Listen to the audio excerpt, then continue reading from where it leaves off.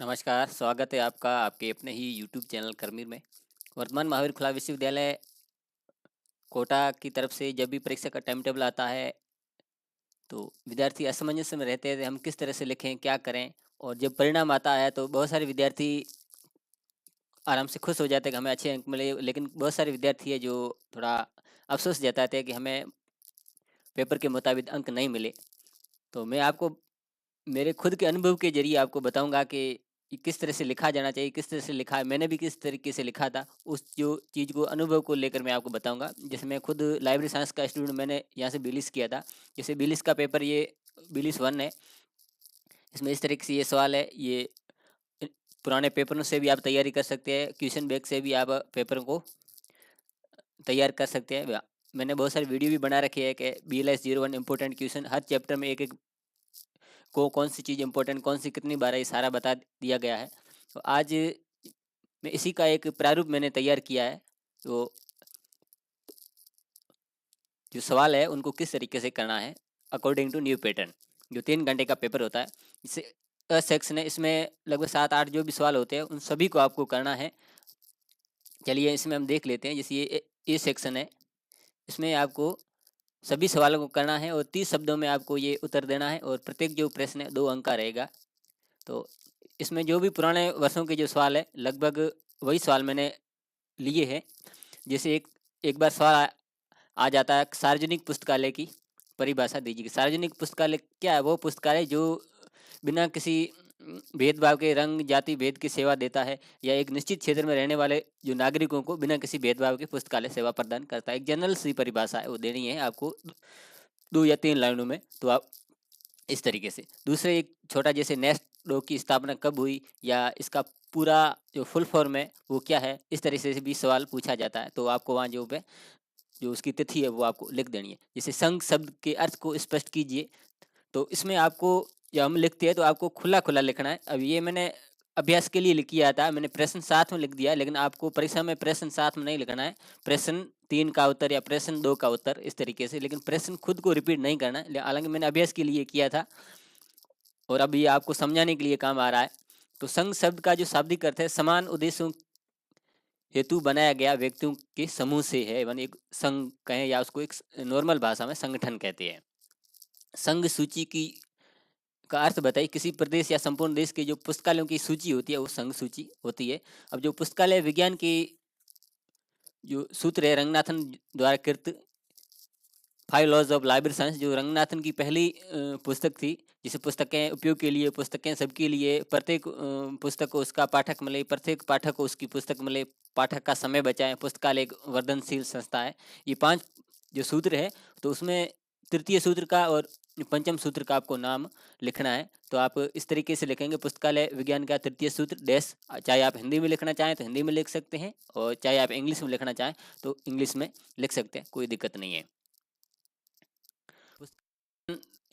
विश्वविद्यालय पुस्तकालय द्वारा दी जाने वाली 2 प्रमुख सेवाओं का परिगणन कीजिए, यानी कि उनके जो सेवाओं के 2-4 नाम बताने। अब ये विश्वविद्यालय की पूछी है, आपको सार्वजनिक पुस्तकालय की सेवाओं के बारे में पूछ सकते हैं, या जो विशिष्ट पुस्तकालय होते हैं उनके द्वारा दी जाने वाली सेवाओं के बारे में लिखिए। मतलब 2-3 सवाल, जैसे ये लगभग कॉमन ही होती है, लेकिन जो बड़े पुस्तकालय होते हैं उसमें जैसे शोध प्रबंध वगैरह देती है। बाकी पुस्तकालय दीक्षा है, सभी पुस्तकालय में होती है। लेन-देन सेवाएँ, आदान प्रदान, सामयिक अभियोगिता, ये SDI सेवा है, और पाठक परामर्श सेवा और संदर्भ सेवा, ये लगभग जनरल सभी में ही होती है। ये जनरल सा ही सवाल था। अगला ये बी सेक्शन है। बी सेक्शन में ये आपको 100 शब्दों में है या 200 में, शब्दों का भी आपको ध्यान रखना है। अब देखते हैं सवाल में, इसमें 200 है, तो ये मैंने 100 शब्दों के अकॉर्डिंग किया है। तो शब्दों की जब बात आती है, तो उदाहरण के लिए मान लें, एक लाइन में एवरेज अगर माने लगभग 10 शब्द होते हैं, 8 से 10 शब्द मान लेते हैं। ये थोड़ा पेज छोटा है। जब परीक्षा की जो कॉपी मिलती है उसमें एक लाइन में 10 शब्द होते हैं, तो उस अंदाज में आप अगर 10 लाइनें लिखेंगे तो 100 शब्द हो जाएंगे। 20 लाइनें आप लिखेंगे तो 200 शब्द माने जाएंगे। ये सवाल कई बार आया है और आता है। पुस्तकालय विज्ञान के कारक,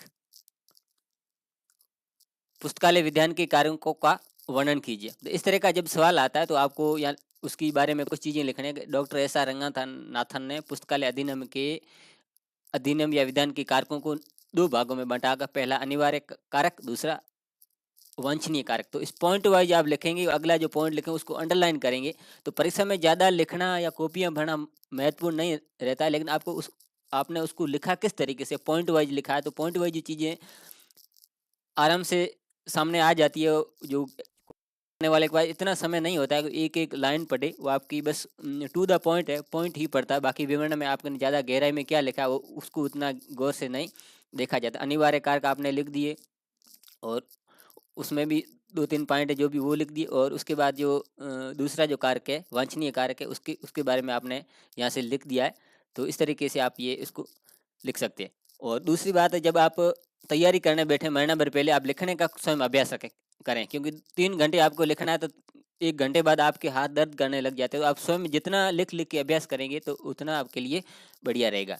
अगला सवाल ये भी आता है, शैक्षणिक पुस्तकालय के उद्देश्य, सार्वजनिक पुस्तकालय के उद्देश्य या विशिष्ट पुस्तकालय उद्देश्य या इनके कार्य, किसी भी पुस्तकालय का कार्य पूछा जा सकता है। तो इस तरह का भी जो सवाल महत्वपूर्ण है वो आता है। तो उसमें आप ये लिखेंगे, शिक्षण संस्थाओं में संलग्न पुस्तकालय को शैक्षणिक पुस्तकालय कहा जाता है और इनके उद्देश्य, अब यहाँ से मैं थोड़ा अंडरलाइन करना भूल गया था तो आप इसको और अंडरलाइन कर सकते हैं। उसके बारे में पीछे आगे आप इसकी जो व्याख्या है वो आप कर सकते हैं। और उसके बाद ये और भी चीज़ आती है कि विद्यालय पुस्तकालय में के मिलाकर क्या-क्या कार्य होते हैं। तो ये इस तरीके से आप अंडरलाइन करके टू दी पॉइंट आप लिखते जाएंगे तो जो कॉपी चेक करने वाला उसके ऊपर एक सकारात्मक प्रभाव पड़ेगा, आपको अच्छे अंक दे देगा। तो इस तरीके से आप ये लिखेंगे पूरा। अगला ये संसाधन साझेदारी या इसको संसाधन सहभागिता। अब संसाधन होता क्या है, नॉर्मल भाषा में हम पढ़ते हैं भूगोल वगैरह में, संसाधन वो होते हैं जो मानवीय आवश्यकताओं की पूर्ति करती है, मूलभूत मानवीय आवश्यकताओं की पूर्ति करती है। वो हो गया एक तरीके से संसाधन। साझेदारी का मतलब शेयर करना, आदान प्रदान करना। जैसे मैं या वीडियो बना रहा हूँ, यूट्यूब अपलोड कर रहा हूँ और आप तक पहुँचा रहा हूँ, ये भी एक तरह संसाधन का शेयर करना है। या अपन पढ़ते एक दूसरे से कोई कॉपी किताब लेना देना करना, वो भी एक तरीके से संसाधनों का आदान प्रदान करना, संसाधन साझेदारी या संसाधन सहभागिता है। संसाधन साझेदारी या संसाधन सहभागिता का अर्थ है मिलजुल कर कार्य करना और परस्पर सहायता करना। इसका मूल मंत्र एक सबके लिए और सब एक के लिए। तो और उसके बाद संसाधन की आवश्यकता क्यों है, इस तरह से अंडरलाइन आप करेंगे, उसके बारे में आप विवरण लिखेंगे तो थोड़ा ठीक रहेगा और अच्छा प्रभाव पड़ेगा। और उसके बारे में संसाधन क्या, वित्त है, पुस्तकें वगैरह जो भी आपने पढ़ा है उसको टू दी पॉइंट करना है, और उसके आपने लाभ भी लिख दिए तो ये भी तो थोड़ा ठीक रहेगा। अगला सवाल है, पुस्तकालय संघ के कार्य। अब तो पहले आप पुस्तकालय संघ के बारे में बताइए और फिर उसके बारे में कार्यों के बारे में बताइए। जैसे पुस्तकालय जो संघ है, ये पुस्तकालय कर्मचारियों द्वारा संगठित कर एक मंच को प्रदान करना और पुस्तकालय व्यवसाय के प्रति अन्य व्यवसायों को समान प्रतिष्ठित व्यवस्था का स्तर प्रदान करना, विश्व के सभी राष्ट्रों में पुस्तकालय आंदोलन को गति देना। तो इस तरीके से ये चीज़ें संघ में शामिल होती है। और उसमें के.पी. सिन्हा की अध्यक्षता में भी ये पुस्तकालय संघों के लिए कुछ कार्य निर्धारित किए गए थे। तो उन कार्यों को भी आप टू द पॉइंट इस तरीके से आप लिखें। और डॉक्टर एस आर रंगनाथन ने भी जो इनके बारे में कोई कार्य बताए तो उनके भी आप विवरण दे दें, तो इस तरीके से आपका ये हो जाएगा। अब ये सेक्शन सी है, इसमें कोई भी आपको 2 प्रश्न के उत्तर देने। अधिकतम ये मैंने 400 के हिसाब से तैयार किया और आपके लगभग 500 का होगा, तो थोड़ा आप और विस्तार दे सकते हैं। ये पुराना पेपर हम देख लेते हैं। इसमें 500 शब्दों का है, लेकिन मैंने 400 के हिसाब से तैयार किया है, मतलब अपने अभ्यास के लिए।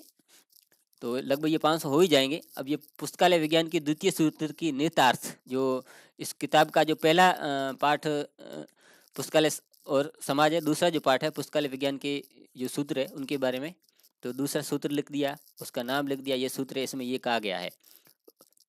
उसके बाद इसकी जो निहितार्थ है, राष्ट्र का दायित्व है जो है, और सरकार का दायित्व है, वित्त का दायित्व है, वो सभी दायित्व है, अधिनियम करना है, वो सारी चीज़ें आप उसमें काफ़ी चीज़ें दी हुई है। और अगला जो सवाल है उसको भी मैंने किस तरीके से, इस तरह से टू द पॉइंट आपको सारी लिखनी है। अमेरिकन पुस्तकालय संघ पर ये लेख लिखना, ये तीसरा जो अध्याय है उसमें है। तो 1876 में इसका इसकी स्थापना हुई थी, कहाँ हुई थी, कब हुई थी, मेलुडुई कब थे, कहाँ मुख्यालय है, ये उसके उद्देश्य क्या है। तो इस तरीके से आप ये लिखेंगे तो टू द पॉइंट, और पॉइंट वार आप लिखेंगे, अंडरलाइन करते जाएंगे तो थोड़ा ठीक रहता है, अच्छा लगता है। और आप शुरू में इसको लिखने का अभ्यास करें, और इसी का पीडीएफ आपको चाहिए यदि, तो आप मेरे टेलीग्राम चैनल पर आ सकते हैं, जिसमें इसका पीडीएफ भी आपको मिल जाएगा। इसको भी आप तैयार कर सकते, ये काफ़ी महत्वपूर्ण सवाल है जो कई बार पिछली परीक्षा में आए हैं, तो इसको भी आप तैयार कर सकते हैं, आपको काफ़ी हेल्प मिलेगी। ये वीडियो अच्छा लगा तो लाइक कर दीजिए, चैनल को सब्सक्राइब कर दीजिए, बेल आइकन दबा के नोटिफिकेशन वाल पर क्लिक कर दीजिए। जैसे मैं इस तरह का महत्वपूर्ण वीडियो बनाऊंगा उसका नोटिस आपको मिल जाएगा। मिलते हैं अगली वीडियो में, तब तक के लिए धन्यवाद।